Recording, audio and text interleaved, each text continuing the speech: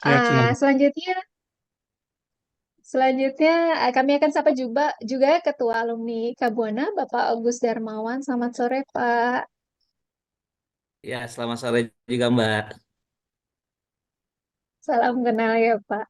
Baik, Nah, ya, serta sudah hadir pula kedua narasumber kita, Bapak Ahmad Rozak MT, yang merupakan praktisi manufaktur PT Toyota Motor Manufacturing Indonesia, sekaligus alumni MTI UTB, UMB juga ya, Pak ya. Ya, Pak Riajang Kiki. Baik, Pak. Ada juga kita akan sapa Bapak Setiawan MT, yang merupakan praktisi manufaktur PT Mitsubishi Motor Kramayuda Indonesia, dan Ya, juga lagi-lagi alumni MTI ya Pak ya. ya, selamat sore Mbak Ajeng dan rekan-rekan semua. Baik, Alhamdulillah dalam webinar ini dihadiri juga para alumni MTI UMB, kemudian mahasiswa di berbagai kampus, ada mahasiswa di Pelita Bangsa, kemudian di Mercubuana dan seluruh kampus-kampus yang lain, serta berbagai dosen di berbagai daerah di Indonesia. Sebelum mulai acara hari ini, saya akan bacakan susunan acara webinar pada hari ini, yaitu pertama pembukaan. Yang kedua, kita akan bersama menyanyikan lagu Indonesia Raya. Kemudian kita akan mendengarkan sambutan dari MTI Universitas Mercu Buana, yang kali ini akan diwakilkan oleh Bapak Ukira Sardi Purba. Mohon kesediaannya Bapak. Untuk selanjutnya kita akan dengarkan bersama juga nanti sambutan Ketua Alumni IKA Buana, Bapak Agus Darmawan. Selanjutnya nanti akan ada sesi foto bersama, kemudian pemaparan materi dan sesi tanya jawab, dan dilanjutkan dengan penutup. Bapak Ibu yang berbahagia, insya Allah dengan ucapan Bismillahirrahmanirrahim, agenda webinar hari ini kita akan sudah mulai. Dan untuk dan Bismillahirrahmanirrahim. untuk memulai hari ini bersama, kita akan menyanyikan lagu kebangsaan Indonesia Raya.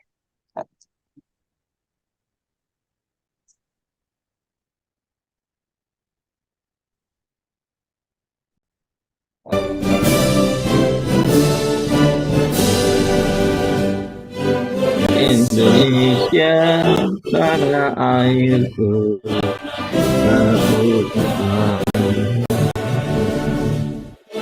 di sana aku berdiri.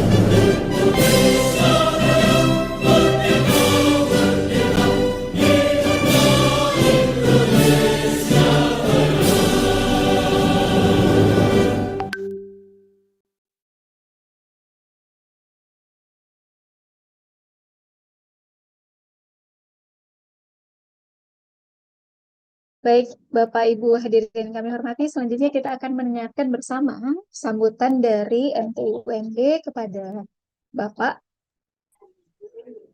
Apakah Ibu Sawarni sudah hadir belum, Bapak ya? Mohon kesediaannya Pak Miras untuk dapat mewakili sebagai perwakilan FIUMB, Bapak dipersilakan.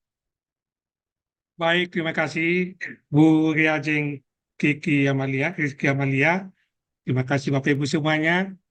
Selamat sore, kami mewakili dari Kapolri, Ibu Dr. Sawarni Hasibuan. Assalamualaikum warahmatullahi wabarakatuh. Shalom, Waalaikumsalam. salam sejahtera, Om Swastiastu, Namo Buddhaya, salam kebajikan. kita mengucap syukur bisa menggunakan waktu libur pada hari ini untuk webinar seri ke-7 spesial on Ramadan dengan mengambil topik kupas tuntas Toyota Production System. Terima kasih kepada panitia yang sudah mempersiapkan acara ini. Terima kasih terlebih kepada narasumber kita, Bapak Setiawan Saan dari praktisi manufaktur Mitsubishi Motor Krama Yuda Indonesia. Terima kasih juga kepada Bapak Ahmad Rozak yang juga alumni MTI, praktisi dari Toyota Motor Manufacturing Indonesia. Topik yang diangkat pada hari ini tentulah topik yang sangat menarik karena sebagaimana kita tahu bahwa Toyota punya sistem produksi sendiri. Di tengah-tengah kecenderungan industri ataupun produsen yang besar, dia cenderung untuk meninggalkan sistem produksi dan mensubkon kepada perusahaan lain. Tetapi Toyota unik. Dia tetap mengelola sistem produksi, bagaimana dia nanti kita akan dijelaskan oleh Pak Setiawan dan juga Pak Rojak, bagaimana dia menjaga kualitas, bagaimana dia menerapkan Kaizen Okayoke, kemudian muda, murah, dan muri, dan aspek-aspek lain yang dipakai oleh Toyota sehingga dia bisa berkembang dan tumbuh menjadi industri otomotif yang saat ini menguasai dunia. Sekali lagi, kami mengucapkan terima kasih kepada semua alumni MTI yang kami cintai dan selalu kami banggakan. Semoga acara kita pada sore hari ini dapat bermanfaat, baik buat alumni ataupun buat mahasiswa juga yang masih aktif, yang juga mengikuti acara ini. Salam dari Kak Prodi, dari Ibu Sawarni Hasibuan, dan selamat mengikuti acara ini dari awal, pertengahan, sampai selesai. Sukses buat alumni NTI dan sukses buat kita semua. Terima kasih. Kami kembalikan ke Bu Kiki. Baik, terima kasih Bapak Humiras. Untuk selanjutnya, kita akan simak bersama sambutan dan laporan kegiatan dari Ketua Alumni IKA Buana, Bapak Agus Darmawan. Kepada Bapak Agus, dipersilakan. Bapak. Ya, Assalamualaikum warahmatullahi wabarakatuh. Waalaikumsalam. Alhamdulillah, Allahumma sholli ala Muhammad. Yang kami hormati Sivitas Akademika Universitas Mercu Buana beserta jajarannya, yang kami hormati panitia pelaksana webinar beserta kepengurusannya, dan yang berbahagia sobat alumni Mercu Buana dimanapun berada. Pertama-tama kami ingin menyampaikan apresiasi yang besar atas terselenggaranya kegiatan webinar eh, hari ini. Semoga kegiatan webinar ini dapat berjalan lancar hingga akhir, dan semoga kegiatan webinar ini dapat memberikan manfaat kepada kita semua. Sobat alumni Mercu Buana yang berbahagia, sebagaimana yang kita ketahui bersama bahwa peningkatan kualitas alumni dan perluasan jaringan baik dalam jaringan dunia pekerjaan maupun dunia bisnis ini merupakan tanggung jawab kita bersama, yaitu seluruh stakeholder Universitas Mercu Buana, baik yayasan, rektorat, organisasi alumni maupun alumni itu sendiri. Untuk mewujudkan performa kiprah alumni di tingkat nasional, maka sangat dibutuhkan usaha yang serius, kerja keras, kerja cerdas, dan pengorbanan yang tinggi. Hal itu perlu kita lakukan karena benefitnya akan dirasakan kembali oleh kita semua. Sebagai contoh, kami pernah melaksanakan program studi banding ke Ikatan Alumni Universitas Indonesia dan Trisakti, bagaimana mereka membangun sinergi antara yayasan, rektorat, dan ikatan alumni dalam rangka untuk meningkatkan performa dari kiprah alumni di tingkat masyarakat. Adapun kegiatan kita sebagai alumni bagi menjadi tiga kegiatan utama.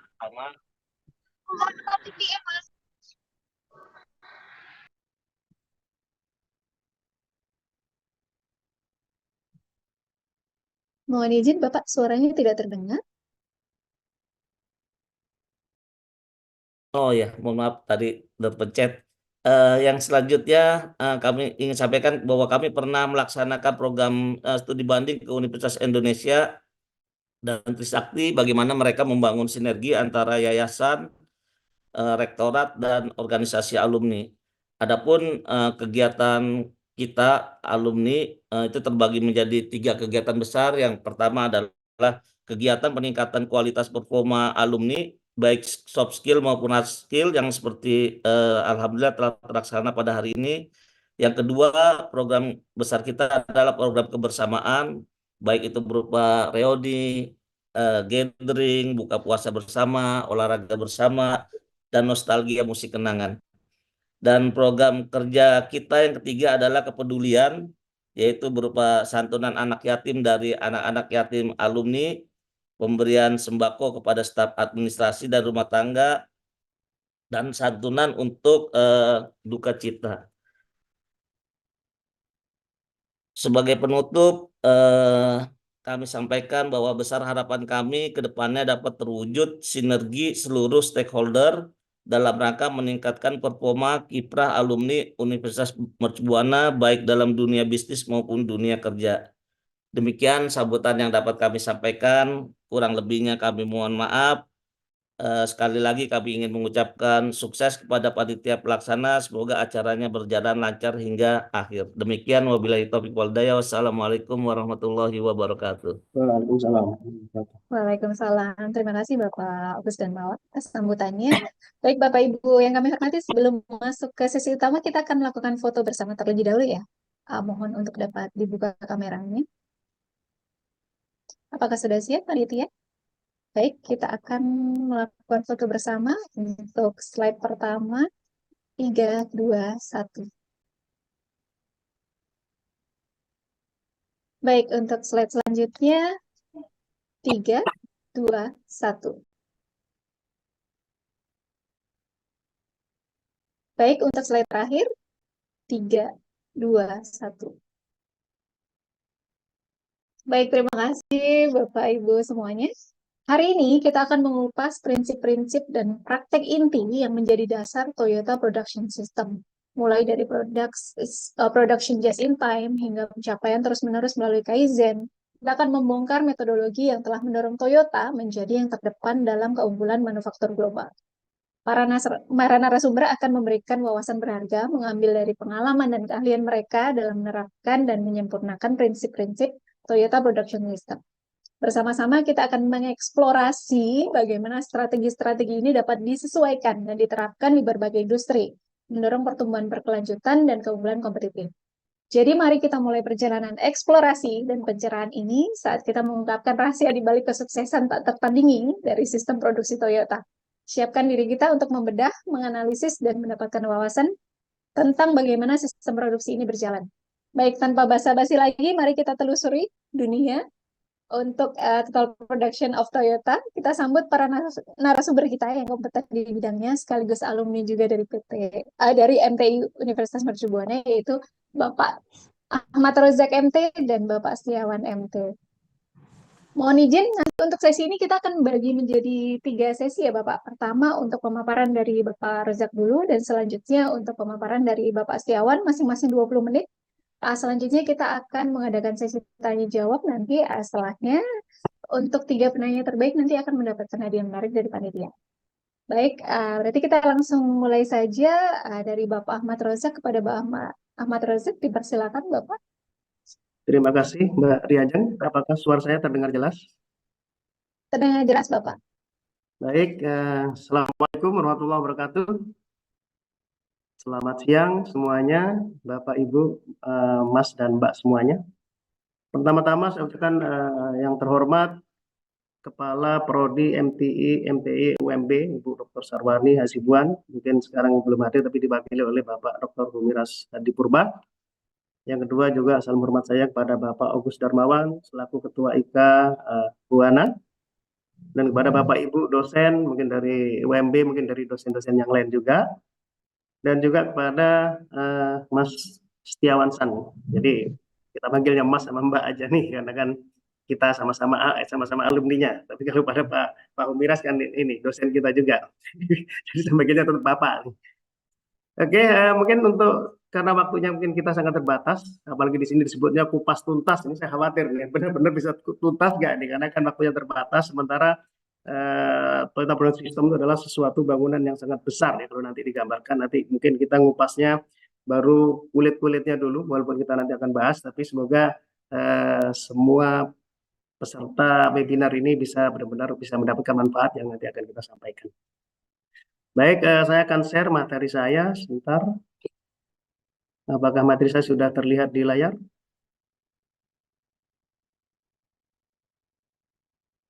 Sudah, Bapak.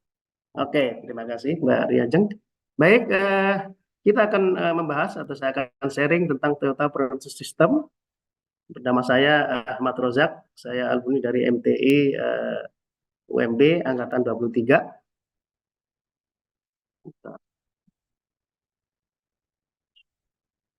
Oke, saya sebelumnya dari Teknik Mesin ITS Surabaya, baru ke MTI Mercubuana. Dan karir saya pernah di Toyota Motor Asia Pasifik Bangkok, Thailand, dan di Toyota Motor Marketing Indonesia. Dan saya saat ini ditugaskan dari Toyota ke Universitas Dharma Persada selaku sebagai EMEC EOTS Project Director, dan sekarang saya terakhir menjadi staf ahli rektor. Dan ini hobi saya untuk bagaimana kita sport untuk menyehatkan jasmani dan juga traveling untuk menyehatkan rohani kita. Baik, materi kita nanti akan ada 5 agenda yang akan dibahas mungkin secara singkat ya, secara TPS, definisi TPS, bangunan TPS, prinsip daripada TPS seperti apa, dan tantangan serta solusinya. Mungkin kita langsung ke sejarah TPS di sini. Di sini TPS sebenarnya dimulai dari pendiri ya, pertama adalah Mr. Sakichi Toyoda, namanya memang mirip ya, Toyota dan Toyoda. Di sini dimulai waktu itu sejarah Toyota itu dimulai dari pabrik mesin tenun ya. Jadi mesin tenun otomatis itu diperkenalkan oleh Sakichi Toyoda, bahwa beliau bisa menemukan bahwa konsep bahwa mesin tenun itu dulu bermasalah ketika menenun tuh begitu cacat, tahu-tahunya sudah menjadi kain ya, artinya sudah terlambat. Nah, itu akhirnya Mr. Sakichi Toyoda ini bagaimana membuat nanti yang akan menjadi munculnya jidoka ya. Jadi dibuat supaya terdeteksi begitu ada cacat langsung terdeteksi sejak dini, tidak sampai membuat cacat yang parah. Selanjutnya dilanjutkan oleh Mr. Kiichiro Toyoda. Ini sudah mengusung konsep just in time. Dilanjut lagi oleh Mr. Eiji Toyoda, baru diperkenalkan lagi ada memperkuat lagi dengan konsep jidoka dan just in time-nya. Berikutnya dilanjutkan oleh Mr. Taichi Ono dengan bantuan Mr. Eiji Toyoda. Disinilah diperkenalkan konsep Toyota Brand System. Dan saat ini dilanjutkan lagi oleh generasi namanya Mr. Akio Toyoda. Di sini memperkenalkan namanya konsep Toyota Way, jadi gabungan antara Toyota Brand System dengan nilai-nilai yang dianut oleh Toyota. Oke. Berikutnya adalah sejarah Toyota di Indonesia. Ini kita tadi mulai di Jepang itu Toyota mulai didirikan pabrik itu sekitar tahun 1937. Waktu itu model produknya seperti model Jeep ya, model kuno. Dan ini masuk ke Indonesia tuh Toyota tahun 1961. Berdasarkan data ini masuk ke Indonesia masih ada yang mengatakan dirakit, ada yang mengatakan langsung ya. Jadi ini ada beberapa versi. Karena mungkin ada yang dari informasi dari Bapak Yusuf Kala waktu itu pernah menyampaikan seminar, katanya waktu di Makassar itu dirakit ya. Jadi beli dari Jepang, dibawa dari Jepang itu masih dalam bentuk CKD dirakit di Makassar. Dan beberapa yang memang langsung masuk sudah dalam bentuk mobil ya. Tapi tahun 73 baru ada pabrik perakitan yaitu Toyota Astra Motor. Ya, di sini waktu itu membuat produk-produk masih CKD ya. Jadi perakitannya masih dalam bentuk mungkin line yang simpel. Jadi diambil dari Jepang, part-partnya baru dirakit di Indonesia. Waktu itu ada Corolla, Corona, dan Hiace. Dilanjutkan lagi tahun 77 Toyota sudah mulai merakit lokal produk, yaitu yang sekarang kita kenal dengan Kijang, Toyota Kijang. Ya, ini sudah mulai bukan hanya merakit, tapi kita sudah mulai membuat komponennya. Komponennya itu sudah dibuat lokal, seperti stampingnya ya, stamping, painting, dan weldingnya. Baru masuk ke sekarang nih kita sudah di Indonesia sudah ada produk yang sudah sudah banyak berganti ya, ada pergantian model dan ada beberapa yang masih dipertahankan, terutama Kijang masih dipertahankan sampai sekarang karena di Indonesia menjadi basis untuk pengembangan Toyota Kijang yang sekarang terkenal dengan nama Innova ya, karena sudah menjadi produk global, disebut sebagai nama internasional, disebut dengan Innova saja kalau di luar negeri, tapi kalau di Indonesia masih disebut dengan Kijang Innova. Dan selanjutnya kita juga sekarang sudah ini kebetulan masih yang kemarin ya, ada Innova, Fortuner, Sienta, Yaris, Vios, tapi sekarang Sienta sudah berhenti di Indonesia dan Vios sekarang sudah diganti dengan dibuat di Toyota adalah Calya dan Yaris Cross ya. Sedangkan yang ada produk kolaborasi, artinya bodinya sama tapi mereknya berbeda. Ini ada yang kita kolaborasi dengan Daihatsu dan juga ada kolaborasi dengan Hino, yaitu produknya adalah Dynatrac ya. Yang dengan Daihatsu ada banyak, jadi kita bisa lihat di pasaran.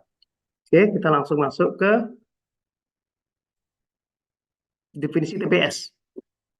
Berdasarkan web di Global Toyota, kita ngambil dari Toyota di Jepang, disampaikan bahwa yang disebut dengan Toyota Motor Corporation artinya ya Toyota Vehicle Production System itu adalah sebenarnya ya langkah-langkah untuk membuat sesuatu yang bisa disebutkan sebagai sesuatu sistem itu adalah lean manufacture sebenarnya ya. Jadi kalau orang mengatakan lean manufacture itu ya menurut Toyota adalah ya Toyota Production System itu sendiri. Atau ada yang mengatakan Toyota Production System itu disebut dengan just in time gitu ya. Nah, dan inilah yang sekarang sudah dikenal di seluruh dunia dan sudah diajarkan worldwide. Ini berdasarkan dari web di Global Toyota. Kalau kita lihat dari web di Toyota Indonesia, yang disebut dengan TPS itu adalah sistem produksi yang bertujuan untuk menghapuskan seluruh waste ya. Menyebutnya limbah ini mungkin dalam apa namanya sebenarnya waste yang paling ini ya. Kalau limbah nanti kesannya bukan apa namanya limbah produksi nanti tetap kesannya, tapi sebenarnya pemborosan nanti artinya ya dalam mencapai efisiensi. Nah, kalau kita lihat nanti berikutnya lagi, Toyota Production System itu juga bisa disebutkan sebagai dua konsep ya. Pertama adalah konsep Jidoka atau yang biasa dikenal dengan otomatisasi dengan sentuhan manusia. Ada juga nanti yang disebut dengan just in time ya. Bahwa apa yang dibutuhkan itu untuk proses selanjutnya adalah benar-benar sesuai. Nanti kita jelaskan lebih detail di slide berikutnya lagi. Ini baru penjelasan secara awal. Nah, mungkin untuk memudahkan kita menjelaskan apa itu Toyota Production System. Nah, ini sebenarnya ada bantuan gambar sebenarnya. Gambar ini kita ambil dari Toyota Forklift. Di sini digambarkan. Pertama adalah pondasinya ya. Pondasi itu ada Toyota Core Value. Nanti inilah yang akan disebut dengan Toyota W biasanya. Baru nanti masuk ke ada 5S. Masuk lagi ke atas lagi ada standardized work. Ini masih kita bicara pondasi. Baru di atasnya ada pilarnya. Tadi disampaikan ada just in time. Berikutnya lagi adalah Jidoka. Dan temboknya bisa ditulis dengan visual management di sini ya. Nah, naik lagi ke atas ada ada Kaizen. Dan naik lagi adalah total elimination of waste atau mudah, baru masuk ke customer atau pelanggan. Ini tambahan sebenarnya ada beberapa versi ditulis customer atau pelanggan di atas ya. Jadi atap ini sebenarnya sebagai tujuan akhir daripada TPS itu adalah untuk customer. Oke. Kita akan bahas satu persatu daripada bangunan ini dan nanti lebih jelas. Yang pertama kita mulai dari atas ya. Jadi dari yang sebelah kanan kita lihatnya ada bangunan, bahwa atas itu adalah customer satisfaction tadi. Dan customer ini kalau di Toyota kita kita sampaikan kepada seluruh karyawan bahwa untuk supaya customer puas itu ya sekaligus bukan hanya customer ya. Customer itu kan bisa customer end customer, juga bisa next proses adalah customer seperti itu ya. Nah, itu kita minimal disebutkan ada 6 aspek yang kita sampaikan untuk bahwa karyawan itu harus selalu menjaga 6 aspek ini, dan ini juga menjadi KPI di setiap proses yang ada di Toyota. Yang pertama adalah external safety ya. Targetnya ada zero accident, zero incident. Yang kedua adalah quality Q. Targetnya tentu kualitas ya. Mungkin detailnya nanti kalau kita bahas nanti akan ini. Prinsipnya nanti ada kualitas yang harus kita jaga. Tentunya di dalamnya bagaimana kita mengurangi defect. Yang ketiga adalah cost ya, atau biaya. Bagaimana kita bisa mengurangi biaya yang ada di dalam proses. Berikutnya adalah delivery atau pengiriman. Bagaimana kita bisa mengurangi apakah lead time ataupun stok. Yang kelima ada productivity. Bagaimana kita bisa meningkatkan produktivitas apakah itu karyawan, mesin, dan material. Dan yang terakhir ada moral ya. Yaitu bagaimana kita bisa meningkatkan motivasi daripada karyawan kita. Tapi kadang-kadang ada juga di beberapa proses ditambahkan lagi dengan huruf E, yaitu environment ya. Jadi kita sudah masuk ke KPI-nya adalah KPI environment. Jadi kita tidak boleh sampai melakukan environment yang bisa merusak ke lingkungan kita. Berikut adalah sekilas bahasan tentang KPI safety. Ya. Jadi di Toyota kita selalu menekankan kepada semua karyawan bahwa keselamatan adalah sangat penting sekali, terutama untuk karyawan kita ya, bahwa keselamatan ini kita dilatih untuk yang pertama meningkatkan pola pikir sebenarnya ya. Nah ini kita selalu mengadakan semacam kita sebut sebagai KIWAI ya. KIWAI itu Kikeng Yoji, yaitu kita setiap hari itu setiap operator itu bukan tiap hari ya, hanya mungkin seminggu sekali ya, itu diadakan bahwa kita dilatih untuk langsung melihat lapangan kita. Tapi kalau orang baru biasanya dikasih gambar seperti ini. Kita disuruh mencari kira-kira ada potensi bahaya apa dengan gambar di sini. Kita bisa langsung melihat dengan cepat. Itu artinya kita bisa melatih kepekaan kita bahwa oh ini ada bahaya ini dan menimbulkan dampak apa. Jadi seperti itu ya. Ini contoh misalnya ini orang turun tangga dia membawa buku ini kira-kira kemungkinan bahayanya apa dia dan akibatnya apa kalau dia misalkan jatuh akibatnya apa misalkan bisa patah dan seterusnya. Nah itu baru dituliskan di sini nih. Kira-kira apa masalahnya dan kira-kira usulannya apa, dampaknya apa dan usulannya apa. Itu dilatih ke semua karyawan dalam hal safety ya. Selain tadi target yang zero accident dan zero incident itu adalah target kita, tapi proses kita adalah kita melatih karyawan kita untuk selalu peka terhadap bahaya yang pertama. Yang kedua quality ya. Quality. Nah, di kita quality ini yang paling penting adalah setiap karyawan diminta untuk bisa menerapkan budaya built-in quality. Nah, ini yang biasanya kita kenal, yang setiap orang harus hafal bahwa setiap operator itu adalah sebagai inspektor. Jadi kita tidak hanya mengadakan seorang inspektor yang ada di depan, tapi kita sebagai operator juga harus berperan sebagai inspektor sendiri. Dan ini kita punya prinsip ada 3 TMC. 3 TMC ada 3 kata-kata TMC-nya, tidak menerima cacat, tidak membuat cacat, dan tidak meneruskan cacat. Nah, kalau kita bisa menerapkan 3 TMC ini, harapannya produk yang kita buat itu tidak akan lolos sampai ke customer. Karena proses sudah dijaga ya, sudah kita tidak menerima, tidak membuat, dan tidak meneruskan. Ini yang menjadi dasar bahwa bagaimana kita bisa membangun kualitas yang benar-benar bisa kualitas yang bagus. Berikutnya kita bicara cost. Bicara cost, di sini kita selalu punya target-target ya. Jadi semuanya ada target-targetnya. Jadi contoh misalkan ya, kita kalau dalam setiap proses itu kita selalu membagi ada proses yang kita sebut sebagai net value, ada proses yang ada perlu tapi tidak ada nilai tambahnya gitu ya, non value tapi dia perlu, dan memang ada satu lagi memang problem sebenarnya kita sebut sebagai problem, ini kita kasih warna merah. Bagaimana kita bisa menurunkan cost ini ya? Pertama yang kita kerjakan atau kita improve itu adalah problemnya harus kita hilangkan. Kalau memang belum bisa dihilangkan ya dikurangi, seperti itu ya. Seperti ini nih. Jadi berikutnya kita masuk ke sini. Dan ini caranya seperti apa? Jadi kita sebut sebagai lean manufacture atau kita sebut sebagai konsep TPS tadi ya. Bagaimana kita menghilangkan pemborosan tadi itu. Nah, dari sini yang pertama adalah yang problem kita kurangi. Yang kedua non value juga bisa kita kurangi ya dengan TPS tadi ya. Nah, tapi kalau kita sudah masuk ke yang net value harus kita kurangi juga. Ini kita sebut sebagai lean automation ya. Kita sudah mulai menerapkan konsep otomatisasi di situ di dalamnya. Dan sekarang di Toyota pengembangan otomatisasi kita tidak lebih diprioritaskan otomatisasinya itu adalah otomatisasi mekanik yang disebut dengan karakuri ya. Jadi bukan menggunakan robot atau nggak pakai energi. Jadi kita cukup memanfaatkan gravitasi.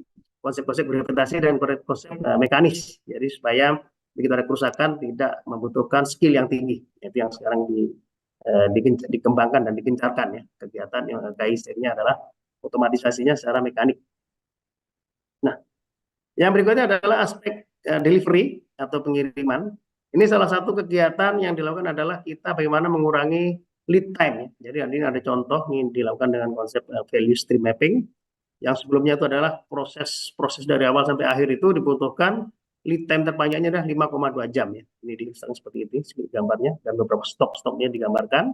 Nah, dengan melakukan value stream mapping ini kita bisa menghemat 3,85 jam. Artinya ada pemendekan lead time dengan mengurangi stok dan mungkin memperpendek supply chain-nya ya. Jadi kita bisa menjadi lead time-nya menjadi lebih pendek lagi. Berikutnya adalah yang P yang kelima yaitu productivity, bagaimana kita bisa meningkatkan produktivitas. Nah, konsep kita untuk meningkatkan produktivitas ini adalah konsep sebenarnya kita mulainya dari input dan output. Baru di tengahnya kita sebut sebagai Kaizen ya. Nah, bagaimana kita bisa mengkaizeng, apa yang Kaizen ya? Kita Kaizen adalah inputnya ini sebenarnya. Kalau input ini bisa kita Kaizen, outputnya nanti akan nilainya akan pasti akan menjadi naik. Seperti rumus ya, produktivitas itu adalah output dibagi dengan input. Artinya kalau outputnya ditinggikan, produktivitas pasti akan naik, dan inputnya dikurangi, produktivitasnya pasti akan naik. Nah, apa yang kita kurangi di sini? Ya, bagaimana kita bisa mengurangi bagaimana kita bisa mengurangi mesin, bagaimana kita bisa mengurangi material, dan bagaimana kita bisa mengurangi energi. Ini yang kita lakukan secara terus-menerus. Bukan berarti kita mengurangi menjadi kualitasnya menjadi korban, bukan ya. Jadi kita mengurangi itu adalah sebenarnya yang dikurangi adalah yang pertama seperti tadi digambarkan di cost tadi, itu adalah waste-nya. Yang pertama adalah kita kurangi mengenai waste dulu ya. Baru kalau yang lain baru kita menggunakan konsep teknologi nanti ini. Berikutnya kita masuk ke yang keenam, moral. Nah, moral ini kita gambarkan sebagai semangat komunikasi ya antara karyawan dan pimpinan. Ini pimpinan kita ada presiden direktur atau direktur utama, ini turun ke bawah ada direktur dan manajer, supervisor dan operator. Ini kalau kita punya kebijakan itu selalu dari atas diturunkan sampai ke bawah. Dan ini ada mekanisme untuk menyampaikan kebijakan itu secara rutin ya. Setiap setahun apakah 2 kali ya, biasanya 6 bulan per 6 bulan. Atau kalau ada hal yang sifatnya urgent ya bisa disampaikan ya, apa namanya dalam kondisi yang tadi urgent tadi. Atau kadang-kadang ada bulan-bulan tertentu ya, misalkan bulan kualitas, bulan safety, itu bisa juga ada kebijakan-kebijakan yang disampaikan. Dan ini dari bawah pun juga kita harus melakukan suatu komitmen ke atas. Jadi selalu berputar dari atas ke bawah, dari bawah ke atas. Ini adalah sebuah putaran komunikasi yang bisa meningkatkan masalah-masalah yang terjadi itu bisa cepat diselesaikan. Waalaikumsalam. Kita masuk lagi ke bangunan lagi tadi ya. Tadi bangunan yang pertama adalah atap. Nggak kemana-mana bisa dari kami tadi. Mungkin bisa minta tolong suaranya. Ya. Dari ada bangunan atap. Tadi yang atap adalah tadi yang customer tadi ada dibagi dengan KPI tadi ada 6. Dan ini kita masuk ke plafonnya yaitu disebut dengan Kaizen ya di sini ya. Kaizen ini apa sih sebenarnya artinya? Ini ada kanjinya karena memang dari bahasa Jepang dan Jepang ngambilnya dari kanji Cina sebenarnya ya. Ini adalah kai artinya perubahan dan zen itu artinya bagus ya. Jadi perubahan yang menjadi lebih baik. Atau disebut dengan continual improvement. Ini diilustrasikan bahwa kegiatan Kaizen ini ya memang kegiatan yang dilakukan secara terus-menerus ya. Kita akan melakukan sampai naik sampai ke atas. Dan ini pernyataan dari Mr. Imai bahwa Kaizen berarti perbaikan yang berkesinambungan. Konsep Kaizen cara berpikirnya berorientasi pada proses. Jadi kita berpikir dengan kalau proses kita itu benar atau bagus, hasilnya itu 99,9% pasti akan bagus seperti itu ya. Tapi kalau hasil bagus belum tentu prosesnya bagus. Jadi Toyota selalu menekankan kepada prosesnya. Proseslah yang buat kita buat menjadi sebuah proses yang standar. Ya. Jadi kita masuk lagi ke pondasi. Pilarnya kita bahas di terakhir ya. Jadi dari atap langsung kita masuk ke pondasi. Di pondasi di bawah tadi, di pondasi bawah ini kita ada yang pertama ada standarisasi ya. Standarisasi. Standarisasi itu apa sih sebenarnya? Ya, standar kerja itu adalah ya bagaimana kita membuat proses pekerjaan itu menjadi sebuah standar. Karena kalau tidak standar ini kita akan menemui kesulitan pada saat kita melakukan analisa masalah. Karena kalau prosesnya itu berubah-ubah atau tidak standar, itu biasanya kita dalam menganalisis masalah itu pasti akan menemui banyak kesulitan. Ya, ada standar saja kita kadang masih kesulitan karena standar ini kadang walaupun ada standarnya, orang kita itu kadang-kadang masih ada yang melakukan improvement tapi tidak ditulis dalam standarisasi, itu yang berbahaya. Contohnya misalkan ada 2 shift ya, yang melakukan konsepnya ngikutin standar yang ada, malam dia melakukan perubahan standar yang ada. Begitu ada masalah, kita bingung kita ini. Kenapa nih yang siang bagus, yang malam jelek ya? Seperti itu kadang-kadang ya. Jadi harus improve-nya harus dilihat ke proses yang malam. Jadi apa standar kerja itu? Contohnya misalkan SOP ya, standar operation prosedur atau standar urutan kerja. Ilustrasinya kira-kira seperti ini. Urutan pekerjaan seperti ini, langkah-langkahnya seperti apa, dan ada ilustrasi gambarnya. Dan ada yang disebut dengan tabel standar kerja kombinasi. Ini contoh tabel standar kerja kombinasi. Isinya ada urutan pekerjaan. Di sini tambahkan waktu ya. Waktu masing-masing kerjaan ada berapa waktunya diukur dan digambarkan grafiknya di sini. Ini sebenarnya grafik ini adalah untuk analisa kita bahwa ada proses yang pemboros nggak nih, ada proses orang Ada wish-nya tidak, karena di sini digambarkan ada proses take time dan cycle time. Nah, ini adalah untuk nanti arahnya bagaimana kita melakukan Kaizen menggunakan standarisasi ini untuk bisa melakukan balancing job ya. Kita bahas di belakang. Dan berikutnya ada tabel standar kerja tanpa kombinasi ya. Biasanya di area di sini digambarkan dengan layout seperti ini. Ada gambar layoutnya. Ini cuma saya gabungkan saja supaya tidak kelihatan kecil-kecil gambarnya. Dan ini juga untuk sebenarnya untuk menganalisa gerakan orang. Apakah gerakan orang itu efisien apa tidak. Yang penting. Oke. Kita masuk lagi ke pondasi di atasnya. Nah, ini ada di bawahnya, ini ada standar kerja, di bawahnya ada 5S ya. Nah, 5S ini adalah pernah diformalkan oleh namanya Takashi Osada tahun 80-an di sektor manufaktur. 5S ini adalah sebuah filosofi bagaimana kita melakukan kegiatan secara ringkas, rapih, dan resik. Kuncinya sebenarnya 3 itu ya. Dan berikutnya ada rawat dan rajin, itu adalah tambahan lagi. Mungkin kita ilustrasikan di sebelah kanan sini ya. Kalau kita bekerja dengan misalkan dengan meja yang hampir sama seperti ini, sama-sama ada komputer, sama-sama ada mejanya. Yang di atas adalah berantakan, yang di bawah bersih. Nah, ini mungkin kita kalau disuruh mencari dokumen pasti butuh waktu yang lama. Artinya kita banyak buang-buang waktu di situ ya, banyak waste yang terjadi. Sementara kalau dengan konsep bersih dan rapih, tentu kita mencari dokumen akan menjadi lebih cepat lagi. Seperti kita ketahui bahwa untuk membuat mobil itu kita mengenal istilah take time ya. Take time itu kalau kita membuat Avanza itu take time-nya sekitar 1 menit ya. Artinya setiap kita tunggu 1 menit, satu produk akan keluar dari pabrik. Kita tunggu 1 menit lagi keluar dari pabrik. Sementara kalau kita suruh mencari part lamanya 10 menit itu artinya kita udah rugi 10 unit mobil ya.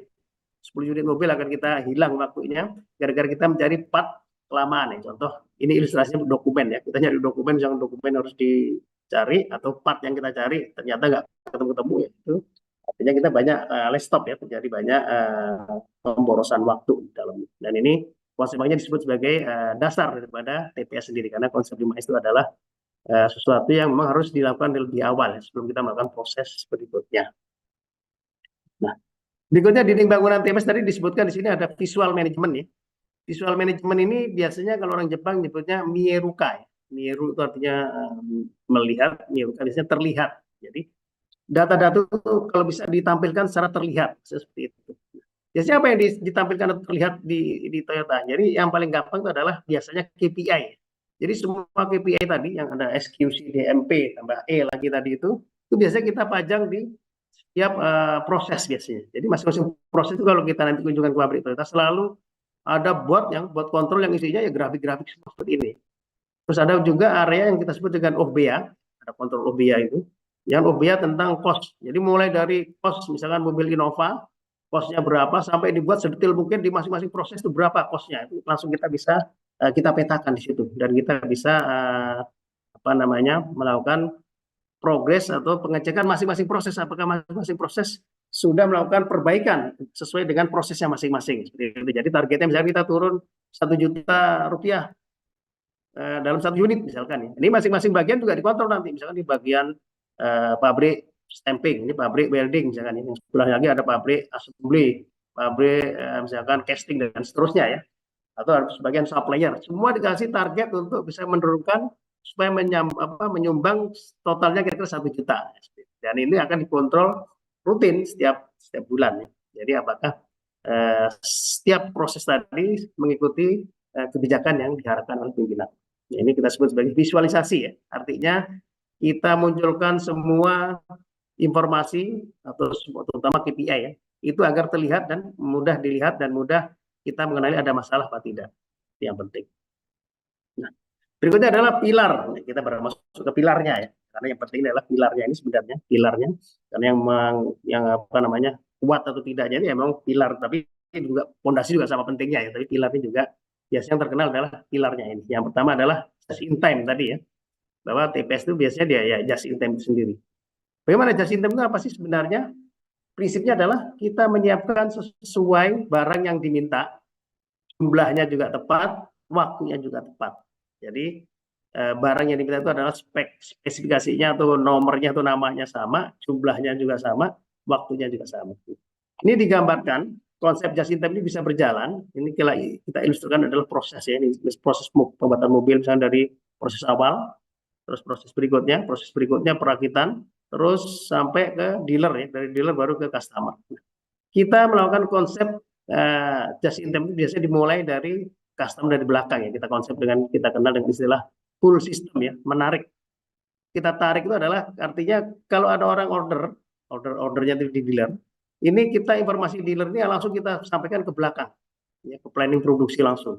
Oh ini ada orang butuh mobil Innova warna merah, ya, udah langsung dia informasikan ke belakang ke bagian produksi. Kalau yang warna diinformasikan ke bagian painting, dan gitu ya. Jadi sesuai dengan ininya, sesuai dengan apa namanya kebutuhan yang dibutuhkan oleh masing-masing proses.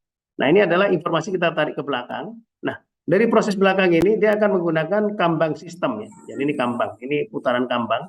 Jadi dia butuh misalkan part model A, ya udah dia minta ke supplier kirim kambang A. Nah, nanti akan dikirimkan dari supplier ini pada waktu tertentu karena kambang itu ada cycle-nya.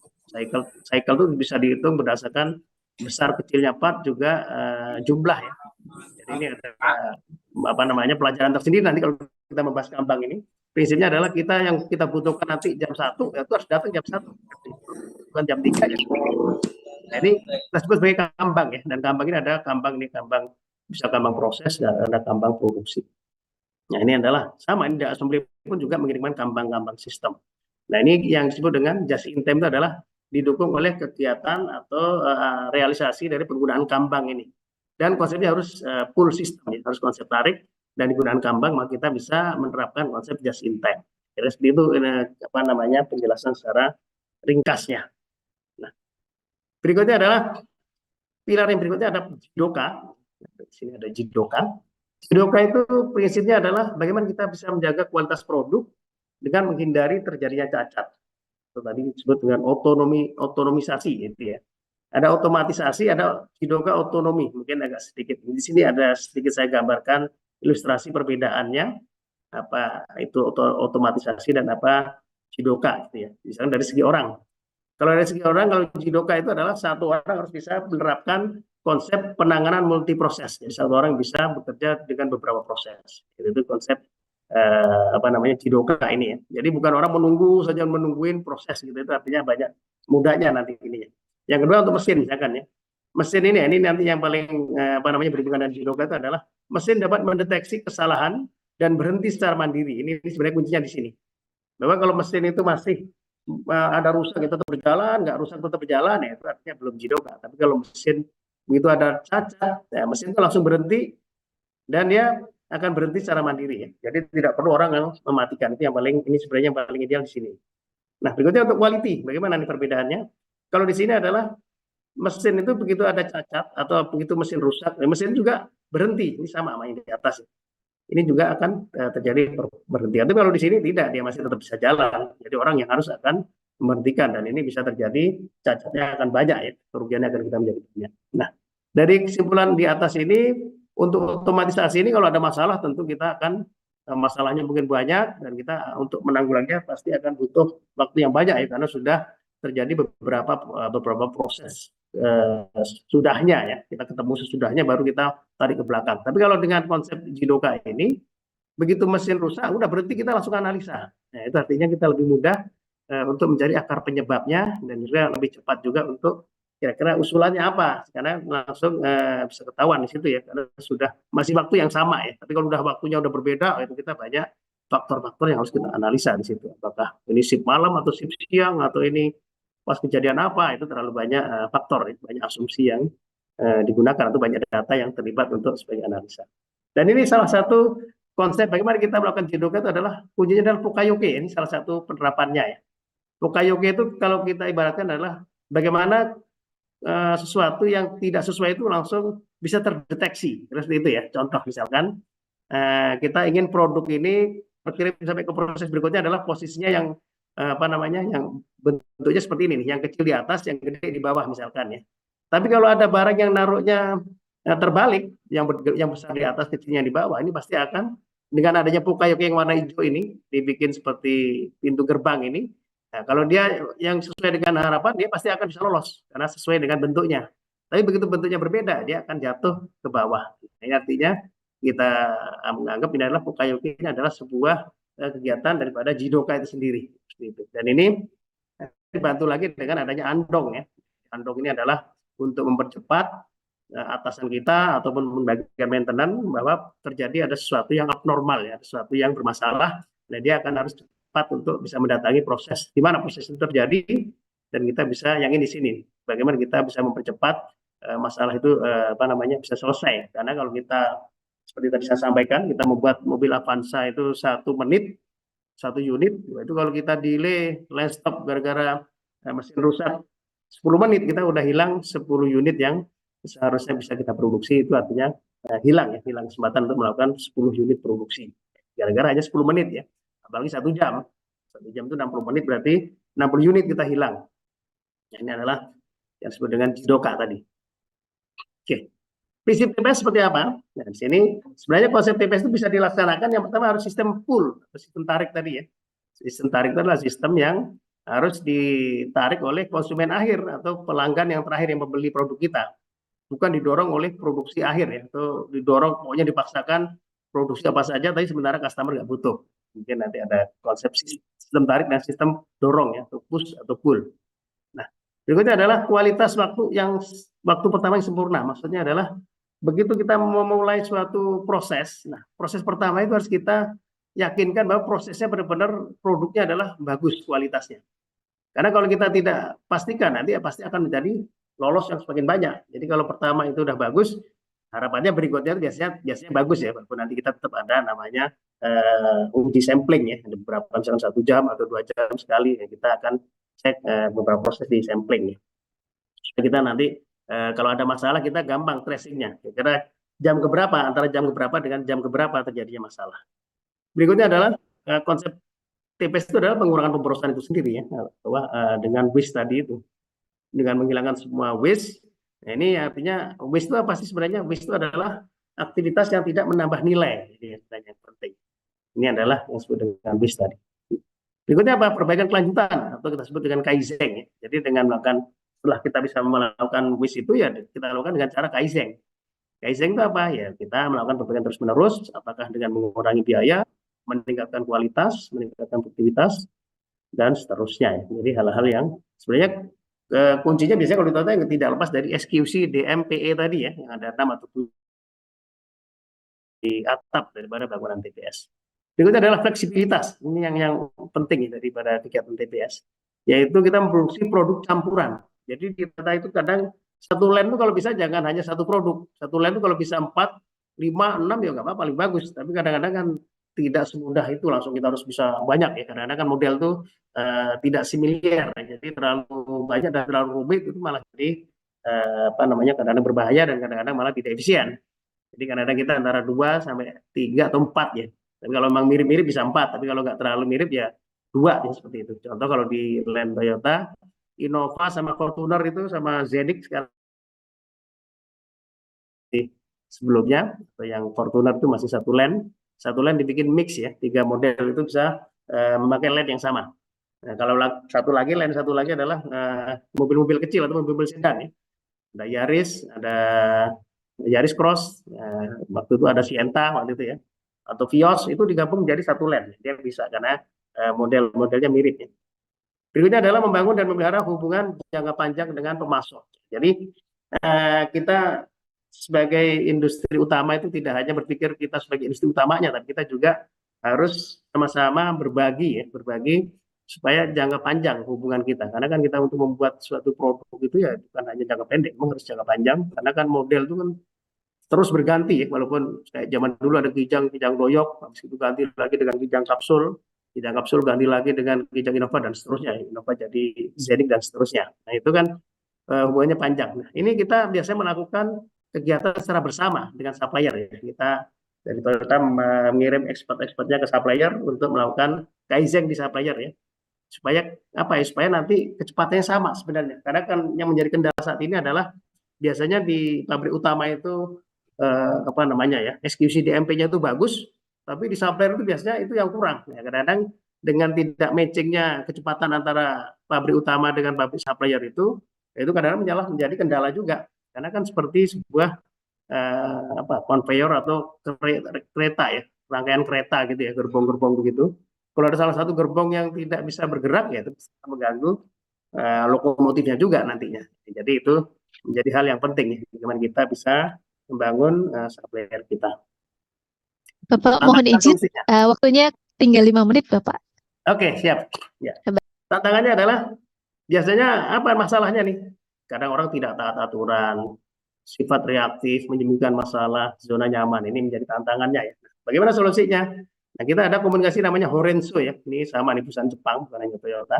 Tokoku Renraku Sodan, mungkin nanti di belakang kita jelaskan. Ada putaran PDCA, membudayakan perbaikan terus-menerus, atau kaitan dan visual management. Ini yang penting yang bisa diterapkan adalah yang mungkin jarang dilakukan di Sapir itu adalah visual management ini ya. Bagaimana kita bisa melakukan konsep, kalau bahasa Jepangnya adalah mieruka tadi ya. Ini Horenso. Horenso adalah laporan. Kalau laporan yang umum, di Mercubuana juga masih sama ya. Kita membuat laporan itu masih dalam bentuk buku gitu ya. Tapi sekarang udah ada jurnal agak lumayan lah, agak tipis. Kalau zaman dulu kan buku tebal. Sementara Toyota itu sudah menerapkan sejak lama, itu adalah laporan itu adalah menggunakan 1 lembar kertas A3. Kenapa ya? Karena lebih efisien kita. Cukup 1 lembar, kita bisa melaporkan semua masalah itu dalam 1 lembar saja. Yang lain itu hanya lampiran aja, nggak perlu disampaikan. Nah, berikutnya adalah Renraku, bagaimana kita bisa menginformasikan ke semua bagian yang terkait. Dan yang paling penting adalah ada sodan, atau konsultasi di diskusi, tentunya pasti dengan data dan fakta. Itu yang penting ya. Kalau kita bisa lakukan tiga-tiganya ini, itu pasti masalah yang terjadi pun dengan cepat bisa kita selesaikan. Berikutnya adalah PDCA management, ini ada plan. PDCA ini plan do check action ya. Tapi kadang orang Jepang mempelesetkan, orang Indonesia itu PDCA-nya ini bukan plan do check action, tapi P-nya bener plan, tapi D-nya adalah bukan do tapi delay. E-nya itu adalah bukan check tapi cancel gitu ya. E-nya adalah bukan action, E-nya adalah apologize. Jadi habis planning, habis gitu delay, habis delay di cancel, habis cancel baru minta maaf ya. Apologize bos. Kita planning lagi ya, seperti itu ya. Bagaimana kita buat planning ya, nanti bisa dibahas secara tersendiri ya. Ada 7 step, ini ada langkah-langkah untuk membuat planning yang bagus. Do-nya ya harus kita tentukan ya, bagaimana kita melakukan pelaksanaan do. Untuk do itu di Toyota kita untuk kegiatan Kaizen itu ada QCC, ada ID, KPI improvement, juga kita ada kegiatan dalam company dan antar company untuk melakukan konsep-konsep Kaizen tadi ya. Nah, checknya apa? Kita ada company meeting, kita ada company meeting dalam satu perusahaan, tapi kita juga antar company, karena Toyota itu ada beberapa di beberapa negara ya, kita meeting dengan beberapa Toyota di beberapa negara ya, untuk kita ambil apa? Kita ambil comparison dan sharingnya ya, sharing informasi. Yang terakhir adalah action. Ini bagaimana kita supaya terus-menerus membudayakan bahwa masalah itu adalah golden egg. Ini yang penting ya. Dan masalah itu apa sih? Masalah itu adalah sebenarnya antara harapan atau target dengan kenyataan. Kenyataan itu adalah pencapaiannya ya. Selama itu terjadi gap, nah itulah kita sebut sebagai masalah. Kita bisa menemukan masalah, kita bisa melakukan perbaikan secara terus-menerus. Dan masalah itu dari mana? Biasanya tidak lepas dari eksekusi DMP ini. Kira-kira demikian sharing dari saya tentang TPS. Semoga bisa bermanfaat. Nanti kita sambung lagi. Dan mungkin dari tambahan lagi, saya kembalikan lagi waktunya kepada Mbak Riajeng lagi. Baik, menarik sekali ya tadi pemaparannya. Namun bagi nanti yang ingin bertanya, mohon untuk di-hold dulu karena setelah ini kita akan mendengarkan langsung untuk selanjutnya pemaparan dari Bapak Setiawan. Kemudian setelah nanti Bapak Setiawan, nanti kita akan kembali membuka sesi tanya jawab. Namun sebelumnya kita akan bacakan dulu profilnya siapa Bapak Setiawan, karena tak kenal maka tak sayang ya. Jadi Bapak Setiawan ini merupakan Production Strategy Manager di Mitsubishi Motor Pramoyuda Indonesia. Terus beliau juga merupakan Lean Manufacturing Practitioner. Terus beliau juga merupakan Transformation Digital Expert for Automotive Company di Ministry of Industry. Kemudian beliau juga Verification Team for Automotive Industry 4.0 ya Pak ya, untuk standar kompetensi kerja nasional Indonesia. Baik, menarik sekali. Dipersilakan Bapak Setiawan untuk dapat menyampaikan pemaparannya. Oke, saya akan mulai. Saya izin share screen ya. Baik, Bapak. Oke, apakah sudah terlihat? Sudah, Pak. Sudah. Oke, terima kasih. Sudah. Terima kasih atas waktunya terkait dengan pemaparan materi. Jadi saya sedikit sedikit melihat bahwa Pak Rojak sudah memaparkan sangat komprehensif ya, sangat luas.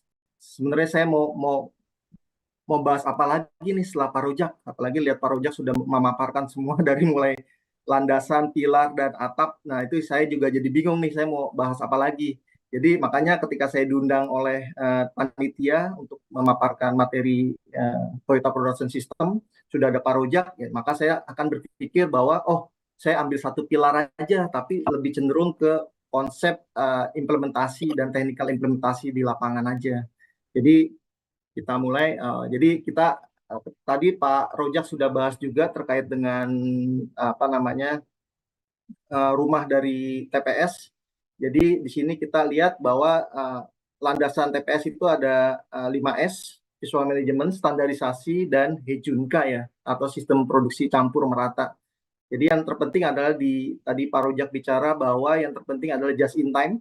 Just in time adalah pilar, dan yang kedua adalah Jidoka. Maka saya akan bahas terkait dengan pilar yang ada di just in time. Jadi untuk pembahasan dari materi saya, kita akan menitik beratkan atau fokus ke just in time.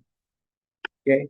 Nah, yang menarik adalah sekarang semua industri berpikir bahwa, oh, saya harus just in time. Oh, kenapa saya harus just in time? Saya harus mengurangi cost, biaya. Apa sih yang dikurangi dari biaya-biaya produksi yang ada di pabrik saya? Oh, saya akan membuat sistem just in time. Nah, saya akan bahas tuntas terkait dengan just in time saja. Jadi tadi ada dua pilar, Jidoka dan lain-lainnya, itu sudah dibahas oleh Pak Rojak. Saya akan bahas tentang just in time saja. Jadi apa sih sebenarnya just in time?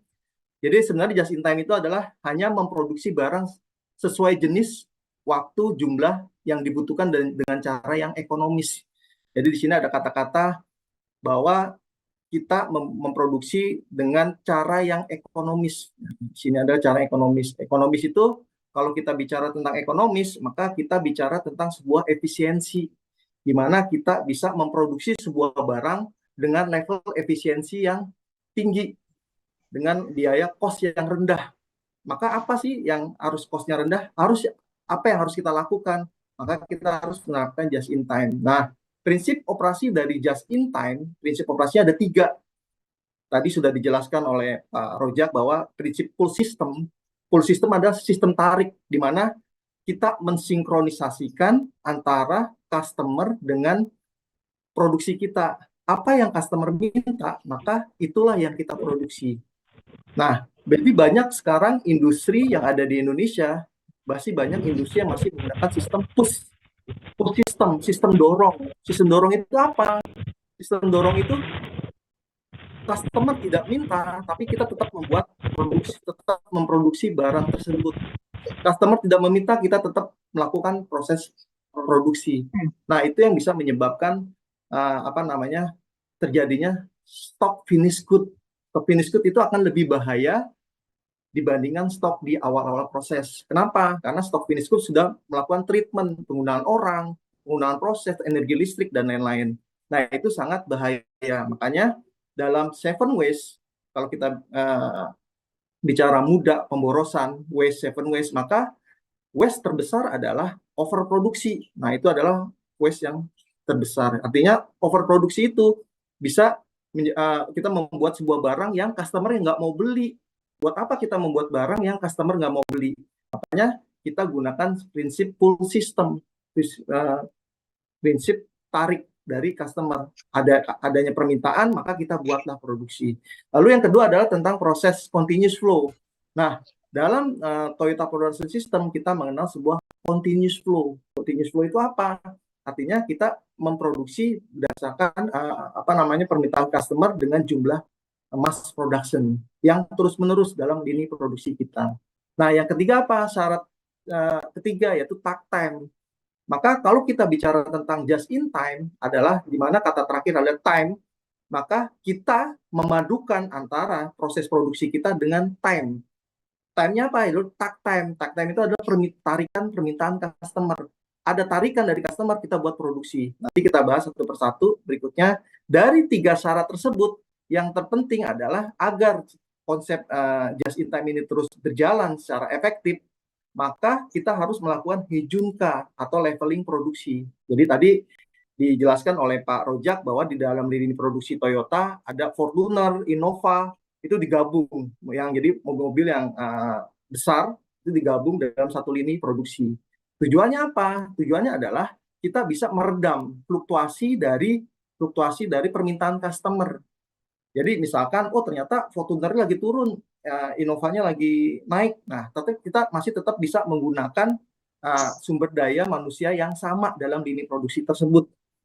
Kalau misalkan kita pisahkan menjadi sebuah lane terpisah atau dedicated lane terpisah, maka ketika terjadi penurunan dalam permintaan customer, maka kita harus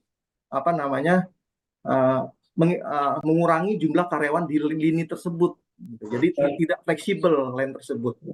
Nah, ini adalah konsep Hejunka. Kenapa sih harus Hejunka? Jadi kita bahas satu persatu. Ini adalah Hejunka. Jadi kenapa sih kita harus Hejunka? Jadi Hejunka itu adalah suatu sistem produksi yang memproduksi bermacam jenis barang tipe model dalam satu lini produksi. Nah, kenapa sih dalam lini produksi? Misalkan ini, dalam satu lini produksi, maka kita memproduksi jenis putih, jenis kuning, dan jenis merah. Nah, ini kenapa seperti ini? Karena permintaan customer, sorry ini suaranya, oke, jadi karena permintaan customer, karena setiap customer meminta barang atau meminta barang atau order kepada kita, itu tidak dalam satu jenis tipe. Misalkan di Indonesia, misalkan di Mitsubishi, ada Pajero, ada Expander, ada X-Force, ada L300 diproduksi. Nah, ketika dia customer itu ketika minta, dia tidak minta hanya mobil Pajero, dia tidak hanya minta mobil Expander aja, tapi dia minta sekaligus ada Pajero, ada Expander. Makanya kita buat sebuah lini produksi yang Hejunka. Tujuannya apa? Ketika ini selesai diproduksi, maka kita tidak perlu menyetok banyak-banyak barang. Coba misalkan kita memproduksi barang dalam satu lini produksi, misalnya satu lot, kita buat 100 expander, maka yang keluar adalah 100 expander. Bagaimana dengan orang atau customer yang meminta Pajero? Dia tidak terlayani dengan baik, karena yang kita buat hanya expander. Seperti itu. Maka expander pun kita buat 100, padahal yang minta hanya yang order hanya 20, maka sisanya sekitar 80 unit itu akan jadi sebagai stok, dan itu sangat berbahaya. Nah, makanya kita sebisa mungkin membuatlah konsep Hejunka. Dalam satu lini produksi terdiri dari berbagai jenis macam unit. Nah, kalau kita lihat di sini, kita dibanding kita memproduksi cara AAA, BBB, dan CCC, maka better kita leveling, kita mix produksinya menjadi ABC, ABC, ABC, ABC. Tujuannya apa? Maka ketika ada sampai finish produk, maka yang keluar adalah ABC, ABC, ABC, dan langsung terserap ke customer, langsung terjual ke customer. Customer tidak ada perlu yang menunggu dan lain-lain. Tapi tentunya ini berdasarkan dari orderan dari customer. Kalau kita lihat ilustrasi di sini, kalau kita membuat produk A dulu, maka di proses machining, ini proses machining, dan ini ceritanya perakitan, maka machiningnya ini maka hanya di proses A ini akan sibuk, di proses B dan C akan menganggur. Nah, begitu pula dengan di lini perakitan. Di A-nya sibuk sampai, dan yang keluar adalah stoknya adalah stok A. Beda dengan proses produksi campur merata. Inilah proses produksi campur merata, di mana proses machining ini ada lane A, lane B, dan C, dan yang ini perakitan. Maka terciptalah sebuah finish good yang beragam, yaitu A, B, dan C. Itulah konsep Hejunka. Nah, ini adalah contoh konsep Hejunka yang bisa kita terapkan di industri manufacturing kita.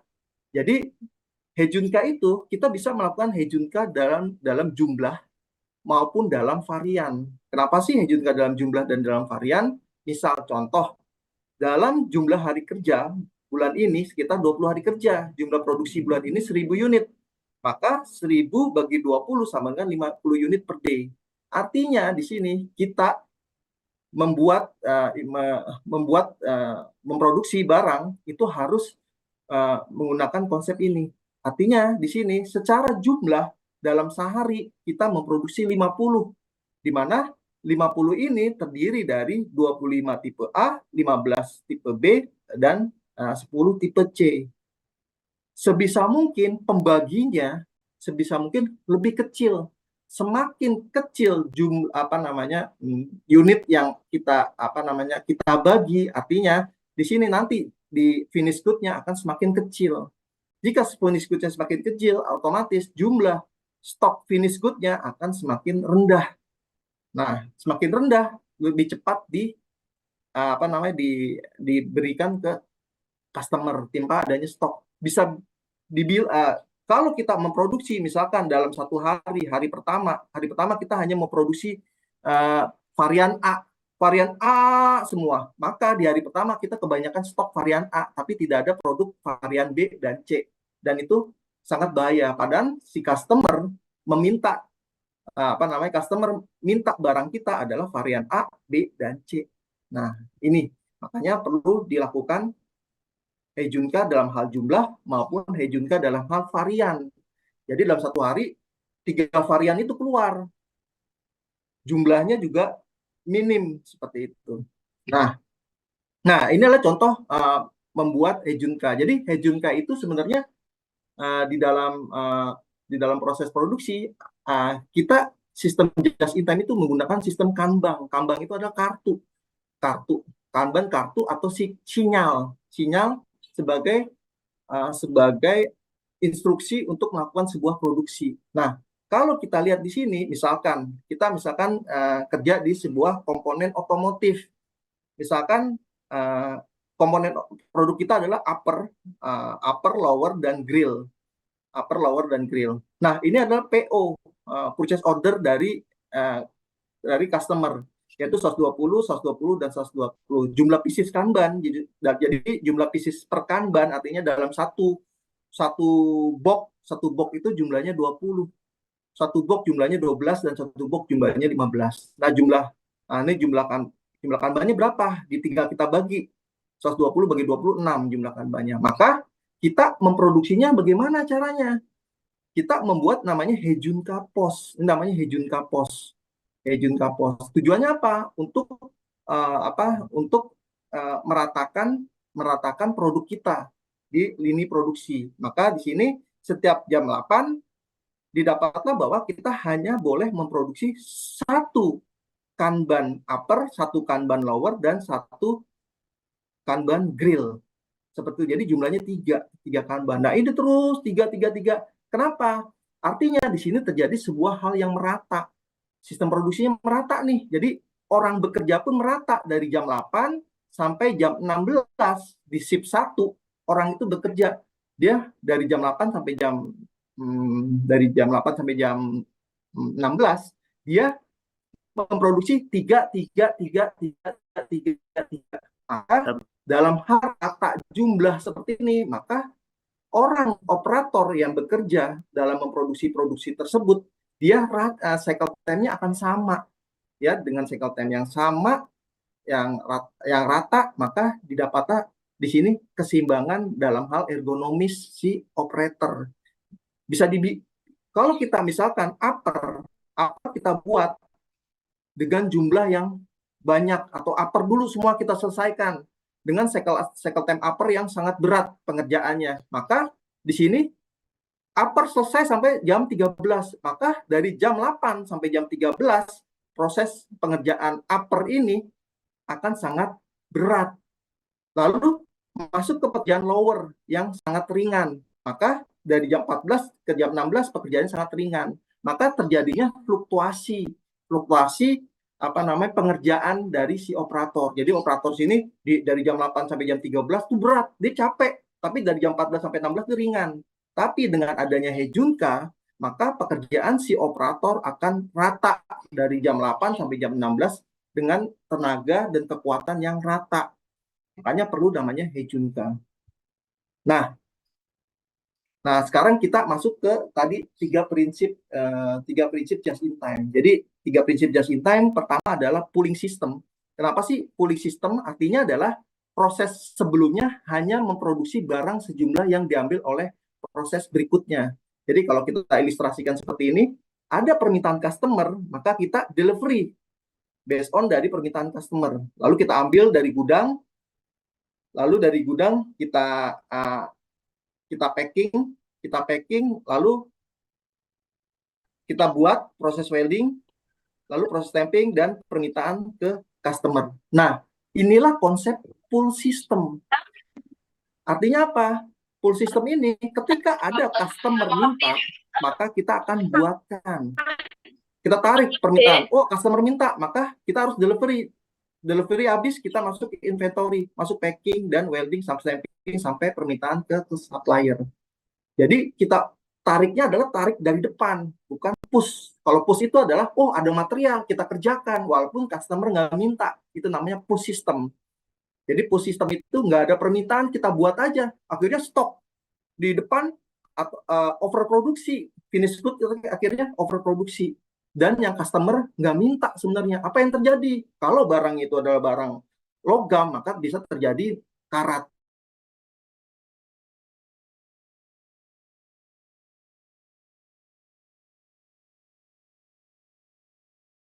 Contoh, jadi sebenarnya sistem tarik atau just in time ini sebenarnya diadop dari sistem supermarket.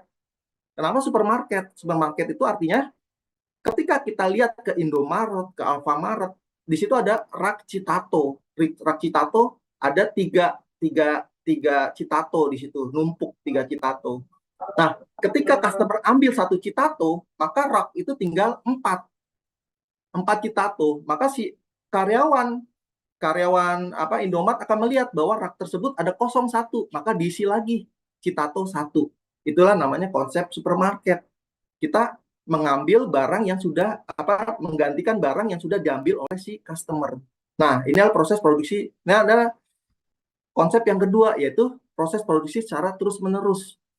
Jadi, prinsip just in time yang kedua adalah sebisa mungkin dalam mengatur proses produksi itu one piece flow. Jadi one piece flow ini adalah level just in time yang paling tinggi.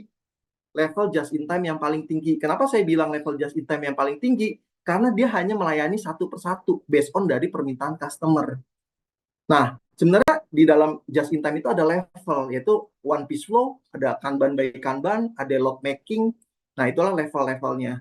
Jadi pertanyaan yang paling sering muncul ketika kita bicara just in time, bagaimana kita bisa just in time, bagaimana kita bisa one piece flow jika proses produksi kita memerlukan dandori time atau setup mesin yang lama. Nanti kita bahas satu persatu di slide berikutnya. Oke. Nah, konsep yang ketiga, prinsip ketiga dari just in time adalah takt time. Jadi sebelum kita bahas tentang takt time, apa sih takt time? Pertama kita harus tahu proses produksi. Ini contoh proses stamping ya. Inilah proses stamping. Contohnya proses stamping ada prosesnya singkat, jadi saya ambil contoh proses stamping. Di sini ada material blank sheet, material plat logam blank sheet masuk ke proses trimming, potong, proses drawing, pembentukan, redrawing, lalu spot welding, jadi barang. Maka sekarang kita artikan satu-satu. Nah, ini adalah pos 1, pos 2, pos 3, pos 4 sampai kejual ke jadi masuk ke gudang sebagai finish product. Nah, kalau kita bicara tentang just in time, maka kita bicara tentang time, tentang waktu, bagaimana kita bisa mengatur waktu dalam sistem produksi kita. Jadi, kalau di sini kita pos 1, maka kita di pos 1 ini ada namanya cycle time. Cycle time itu proses membuat waktu yang dibutuhkan dalam membuat satu produk secara cyclic, makanya namanya cycle time. Dia cyclic, terus-terusan kerjanya ya itu aja, terus muter dari titik A ke titik berikutnya lagi, dari titik A ke titik A, namanya cyclic, makanya namanya cycle time. Maka kadang ada orang bicara bahwa karyawan gudang ngambil barang tapi dia nggak cyclic kerjanya, tidak bisa dibilang cycle time seperti itu, karena dia cycle time ini hanya berlaku untuk waktu yang dibutuhkan membuat produk dengan waktu cyclic itu berulang terus-menerus. Nah, ini adalah cycle time. Nah, bagaimana dengan takt time? Takt time ini adalah tarikan si customer. Jadi, tarikan customer sini adalah waktu yang ditentukan untuk membuat satu unit produk. Waktu yang ditentukan untuk membuat satu unit. Rumusnya apa? Total waktu operasi per jam dibagi total kebutuhan unit per hari. Jadi misalkan dalam satu hari ini kita kerjanya 8 jam, orderannya 200, maka 8 jam bagi 200 itulah takt time kita. Takt time, waktu yang kita butuhkan, takt time, tarikan, artinya setiap sekian menit produk itu akan keluar. Karena menit itu adalah menit yang ditarik oleh si customer. Permintaan customer setiap 10 menit, misalkan 10 menit, 10 menit, 10 menit, 10 menit, itu adalah permintaan dari customer. Nah, lalu ada yang namanya lead time. Lead time ini adalah waktu yang dibutuhkan dalam satu lini proses pembuatan produk. Semuanya ini adalah namanya lead time. Dari awal supply material sampai jadi finish good, namanya lead time produksi. Nah, lead time produksi. Lalu kita bahas satu persatu, nanti kita lanjut. Nah, gimana sih sebenarnya kita dalam membuat melakukan just in time? Gimana sih kita melakukan just in time? Sebelum kita melakukan just in time, maka kita harus membuat yang namanya value stream mapping. Value stream mapping apa? Jadi kita harus memetakan aliran nilai produksi kita. Nah, kalau kita lihat di value stream mapping ini adalah proses industri otomotif. Jadi industri otomotif itu terdiri dari proses stamping, welding, habis setelah proses stamping ada proses welding, lalu masuk ke proses painting, lalu masuk ke proses assembly, lalu masuk ke proses shipping, dan masuk ke shipping inventory atau pre-delivery check, PDC di sini. Lalu kita menghitung berapa sih cycle time-nya dari proses stamping. Oh, cycle time-nya adalah 6 detik. Berapa sih dan dori time-nya atau change over, penggantian dice. Jadi kalau proses stamping itu ada dice ya. Dice itu diganti berapa dari model satu ke model yang lain itu berapa lama, dan dori time-nya, waktu setup-nya yaitu sekitar 30 menit. Uptime-nya satu shift, waktu yang tersedia adalah 2000. Nah, ini harus kita identifikasikan semua. Kita cek semuanya, stamping, welding, cycle time-nya berapa, painting, assembly, shipping. Semuanya kita identifikasikan. Lalu kita hitung berapa sih jumlah inventory, jumlah stoknya. Nah, stoknya berapa? Misalkan inventory ternyata ada 320 part, atau kalau kita jadikan time sekitar 19.200 detik. 19.200 detik. Lalu di stamping 6 detik, 90 detik, 90 detik, 100 detik, dan 300 detik. Nah, dari sini kita hitunglah lead time-nya. Lead time-nya berapa? Nah, lead time itu ada namanya lead time informasi, ada lead time proses, lead time conveyance. Conveyance itu perpindahan barang ya, dari proses yang satu ke proses berikutnya. Itu lead time conveyance, ada lead time stagnasi. Stagnasi itu barang itu diam, stuck, berdiam diri. Stuck itu bisa dibilang seperti stok, dia diam di gudang misalkan. Nah, itu adalah lead time stagnasi. Lah, kita turunin nih, oh ternyata time material diam di gudang sekitar 19.200 detik. Conveyance-nya perpindahannya 300 detik. Stamping prosesnya 6 detik. Oh, ternyata dari stamping ke welding ada namanya work in process. Barang setengah jadi nih dari proses stamping ke welding. Kita hitung berapa jumlahnya. Oh, 160 part. 160 part itu berapa? Kalau kita convert ke waktu sekitar 14.400 detik. Nah, ini kita hitung semuanya dalam bentuk detik. Kita hitung semuanya sampai kita bisa ngirim customer. Maka didapatlah waktu 21,75 jam. Jadi dari awal material masuk sampai dia barang itu kekirim ke customer, kita sekitar 21,75 jam. Nah, lead time ini adalah level dari capability sebuah perusahaan. Artinya apa? Perusahaan itu secara cash flow, secara aliran uang, dia akan mendapatkan uangnya kembali sekitar 21,75 jam. Kenapa saya bisa bilang seperti itu? Karena biasanya perusahaan itu dia akan untuk modal kerja di pabriknya, dia akan meminjam uang di bank. Sekian miliar, 500 miliar buat beli material. buat beli material, buat beli buat beli material dan lain-lain. Ya lalu ternyata materialnya stuck di sini, diem. Artinya uang tersebut diem. Tadinya bentuknya uang, sekarang sudah buat beli material, maka uang itu dalam bentuk material. Nah, materialnya itu diam di sini. Materialnya diam, stuck artinya. Makanya ada proses lead time stagnasi, dia diam. Lalu dikirim ke stamping, diproses stamping, lalu dikirim ke welding. Nah, dari stamping ke welding ada material yang diam, work in process yang diam antara proses stamping dan welding. Diam sampai akhirnya jadi 21,75 jam. Artinya uang yang kita pinjam di bank, itu akan kembali lagi sebagai keuntungan kita profit setelah 21,75 jam. Setelah 21,75 jam uang kita kembali dalam bentuk profit. Nah, itu namanya lead time. Makanya dalam di sebuah perusahaan kita harus lihat lead time-nya. Lead time kita berapa sih?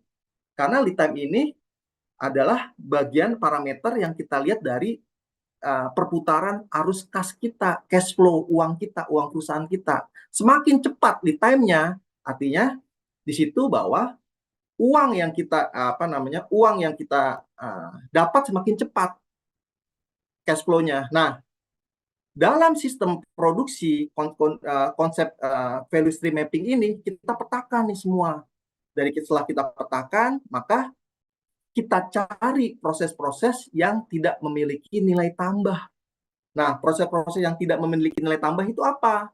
Proses produksi yang tidak memiliki nilai tambah adalah proses produksi yang customer nggak mau bayar. Contohnya customer yang nggak mau bayar apa? Stok. Customer nggak mau bayar stok di produksi kita. Dia nggak mau bayar dan nggak mau tahu sama stok kita. Yang tahu customer tahu adalah mobil kita bagus, catnya bagus, tidak ada cacat dan lain-lain. Itu adalah yang customer mau dari produk kita. Itu namanya value add, nilai tambah dari produk kita. Nah, kalau inventory adalah customer nggak mau tahu sama inventory kita. Mau inventory kita banyak, mau inventory kita sedikit, customer nggak mau tahu, masa bodoh. Dan itu akan menjadi beban biaya produksi di perusahaan kita. Nah, biaya beban produksi perusahaan kita maka harus kita hilangkan. Gimana sih cara kita hilangkan? Kita mapping nih, mana aja yang perlu kita hilangkan di sini. Nah, kemarin kita sudah mungkin di sini sudah belajar tentang 7 waste. 7 waste itu apa sih? Overproduksi, inventory, itu adalah hal-hal yang bisa menambah biaya produksi kita. Maka di sini kita lihat inventory. Oh, inventory kita kebanyakan nih. Sekitar 19.200 detik atau 324. Kebanyakan. Maka ini kita jadikan sebuah problem. Oh, stamping. Proses dandori time kita kelamaan nih, 30 menit. Makanya kita jadi load sistemnya. Banyak stok setelah stamping. Maka ini adalah problem. Oh, ternyata di antara stamping dan welding ada work in process. Ada stok WIP sebanyak 160 part. Ini terus ini kita analisa. Oh, di assembly. Di assembly itu ternyata cycle time-nya 100 detik. Padahal time kita, tarikan customer itu adalah 90 detik. Tarikan customer 90 detik. Artinya customer narik setiap 90 detik. Tapi cycle time kita 100 detik. Tidak bisa memenuhi kebutuhan si customer. Maka ini adalah Mohon problem. izin Pak Setiawan, waktunya tinggal 5 menit lagi. Oke, Terima ini problem. kasih. Maka dari problem ini kita selesaikan. Tadi kita angkain 1, 2, 3, 4, 5, dan 5 ini kita bisa menggunakan metode-metode yang ada di Toyota Production System. Ada single minute action dice atau dandori time. Ada TPM, ada menggunakan just in time, Kanban, dan lain-lain. Dari sini kita simulasikan menjadi seperti ini. Maka setelah melakukan perbaikan dengan PDCA 1, maka didapatlah penurunan lead time yang tadinya 21 jam menjadi 6 jam aja. Setelah melakukan perbaikan 6 jam. Artinya secara cash flow perusahaan kita setiap 6 jam kita mendapatkan uang. Uang kembali nih. uang kembali setiap 6 jam. Nah, ini adalah simulasi dari just in time. Jadi simulasi just in time mulai dari customer, ada proses shipping, ada store, ada Hejunka, lalu ada land store, dan ini ada produksi. Jadi kalau kita lihat di sini, ada permintaan dari customer dalam bentuk Kanban. Dari customer, lalu diproses ke proses berikutnya. Terjadi permintaan dan pertukaran Kanban dari withdrawal Kanban, ini adalah Kanban kita, Kanban customer, menjadi Kanban withdrawal. Ditukar, lalu dikirim ke, nah Kanban part withdrawal ini, Kanban part withdrawal ini masuk ke Hejunka. Ini dikirim, lalu ini masuk ke Hejunka. Nah, Hejunka ini akan menyusun berdasarkan meratakan level produksinya. Nah, dari part withdrawal ini tukar sama part interaction. Kanban production instruction. Nah, production instruction ini akan menentukan sistem produksi apa yang kita pakai di sini. Kalau one piece flow, mungkin di proses stamping, proses plastic injection tuh nggak bisa karena dandori time-nya lama. Maka kita menggunakan namanya lot making. Kita bahas satu persatu di sini. Nah, ini adalah proses Kanban by Kanban. Dari Hejunka masuk. Terjadi pertukaran. Lalu diambil materialnya. Nah, ini adalah proses Kanban. Dan ini adalah proses lot making. Kenapa sih kita menggunakan lot making? Karena ada proses produksi yang proses dandori waktu setupnya di proses stamping dan plastik biasanya dia sangat lama, maka dia menggunakan sistem lot making. Artinya kita memproduksi setelah Kanban itu terpenuhi sebanyak jumlah beberapa Kanban. Seperti ini. Nah inilah proses simulasi just in time untuk masih manual. Nah, sekarang di pabrik kami, di Mitsubishi, kita sudah menggunakan sistem yang sudah ini contoh tadi Hejunka, ini contoh lot making, dan sini contoh lot making. Nah, ini adalah sistem picking lamp system. Di sini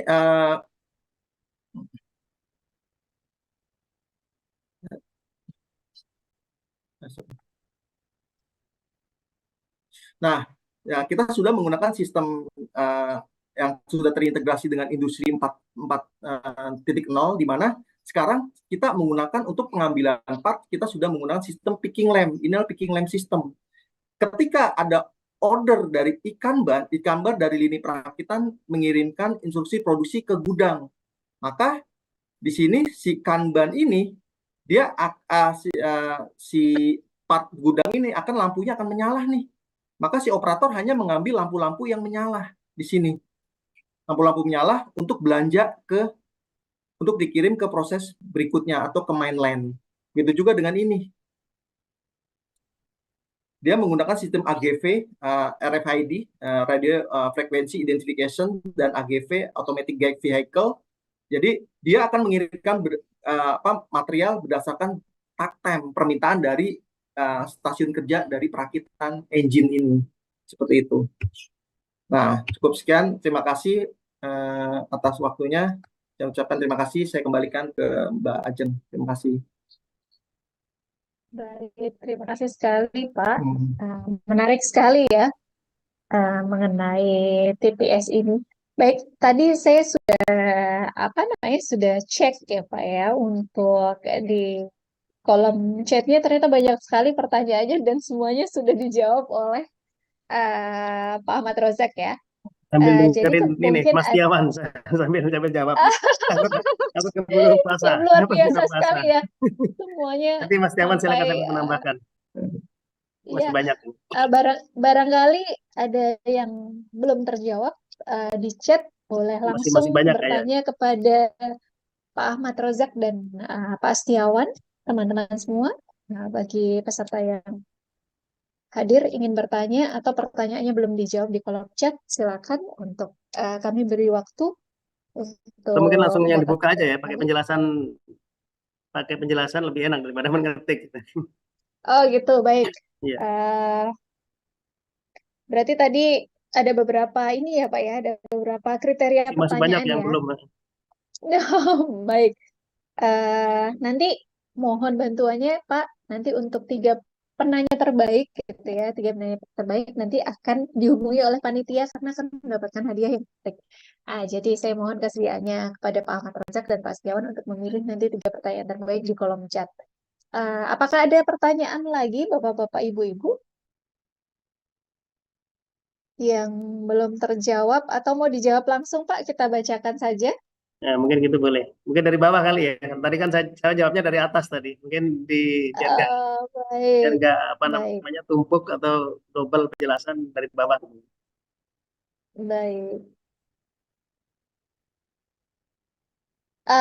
Untuk pertanyaan Mas Muhammad Rizky tadi sudah dijelaskan ke Pak Setiawan ya bahwa tentang tag time dan cycle time tadi sudah dijelaskan. Kemudian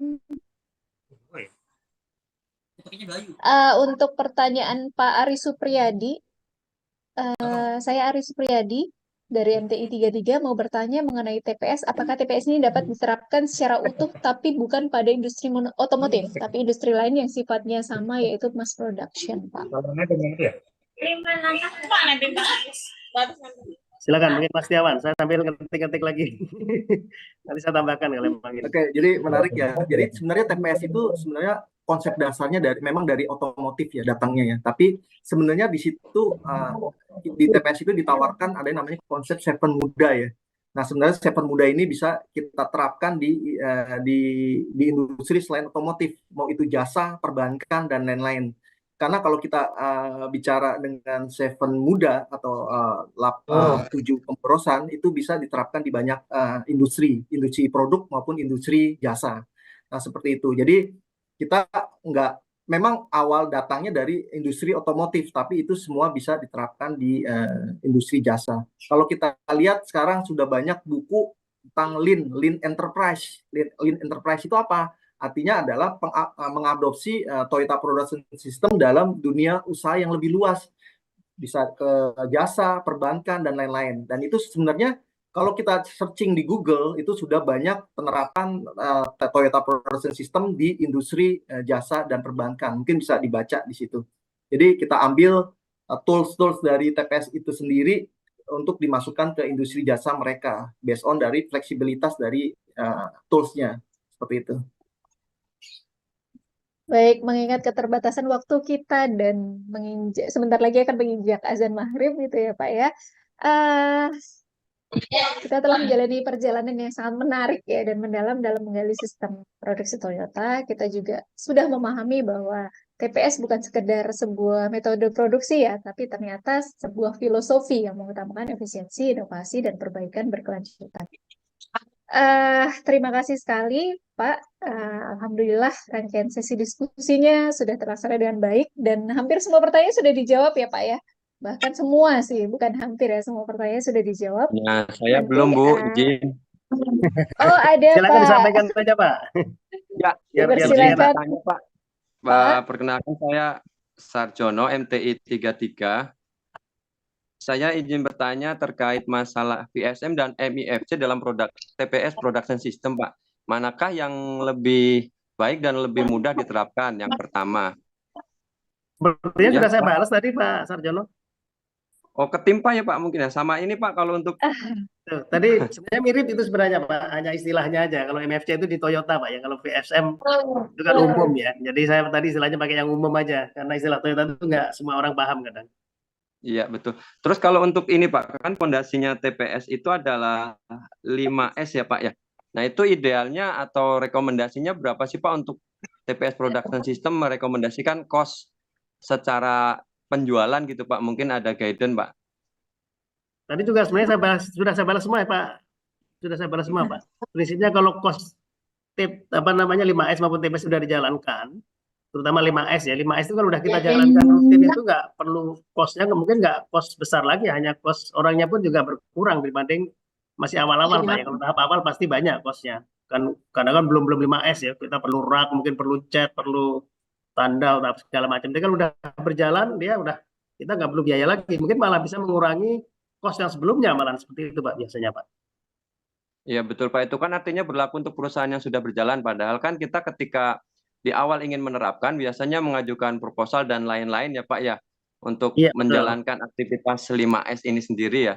Nah itu kan seringkali ada pertanyaan untuk bisa ke tahapan seperti ini kita butuh kos berapa sih? Jadi nanti dibandingkan dengan kos penjualan kita. Jadi 5S kita tuh akan bisa tercapai misalkan 2 atau 3 tahun gitu termapping gitu kan Pak. Jadi kalau misalkan ada guidance mungkin dari TPS Production System mungkin bisa jadi referensi begitu Pak. Kalau ada nilainya dari sales misalkan berapa ya 2% atau 1% gitu seperti itu Pak.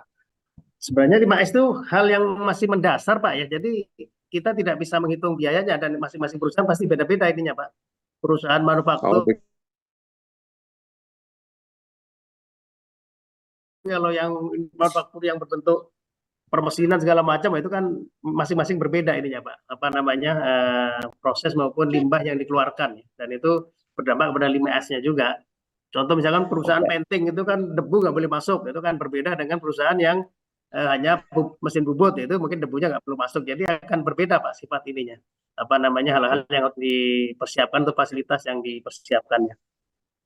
Oh, berarti dikembalikan kepada kebijakan manajemen Betul, masing-masing betul. ya Pak? Betul. Oke, baik. Baik, terima kasih Pak. Sama-sama Pak. Baik, sekali lagi kami ucapkan terima kasih kepada para narasumber yang sudah mau berbagi ilmunya kepada kita semua dan juga audiens yang luar biasa ya ternyata menyimak dari awal sampai akhir dan tertarik sekali dibuktikan dengan banyaknya pertanyaan di kolom chat. Baik, sebagai ungkapan apresiasi kita akan berikan sertifikat penghargaan secara simbolis kepada para narasumber kita.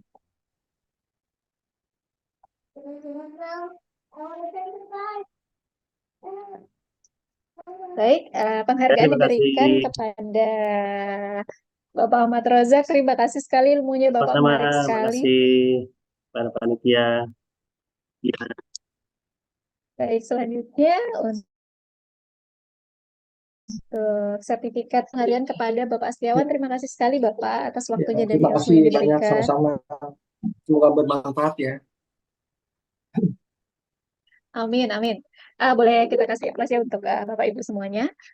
Baik, kita juga akan reminder kembali bahwa nanti bulan Juli akan diadakan seminar nasional kolaborasi antara Mercu Buana dengan Hiroshima University dan itu akan sangat menarik sekali ya. Kita akan umumkan nanti berikut yang tampil pada layar nanti akan diadakan di bulan Juli. Nasional senang. Silakan bagi Bapak Ibu yang ingin untuk submit paper nanti akan silakan gitu ya di NDCIA 2024 yang akan datang. Baik, mengingat keterbatasan waktu kita, saya ucapkan terima kasih sekali lagi kepada seluruh hadirin dan narasumber yang sudah berpartisipasi aktif dalam webinar kali ini. Dan akhirnya saya Ajeng Kiki mewakili Mercu Buana dan mewakili seluruh panitia yang bertugas. Mohon undur diri. Terima kasih. Wassalamualaikum warahmatullahi wabarakatuh. Dan sampai jumpa di webinar selanjutnya. Selamat berbuka puasa semuanya. Assalamualaikum warahmatullahi wabarakatuh. Untuk nanti pemenangnya akan diumumkan dan dihubungi oleh panitia. Warahmatullahi wabarakatuh. Terima kasih semuanya. Terima kasih. Terima kasih Ibu, Pak, waktunya, Terima kasih ilmunya. semuanya. Terima kasih semua. Maaf bila ada yang kurang.